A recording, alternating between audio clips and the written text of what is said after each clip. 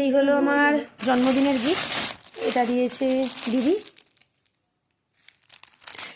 খুলে দেখি, খোল, খুলে দেখা একটু,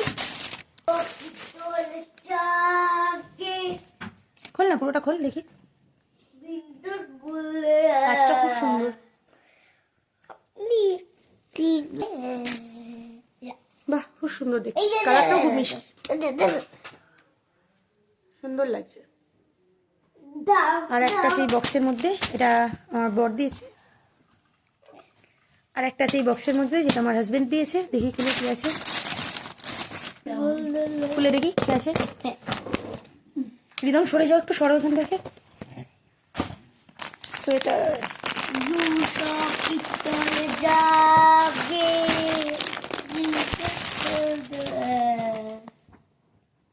আমার রেড কালারটা ভালো লাগে, তাই রেড কালারের দিয়েছে।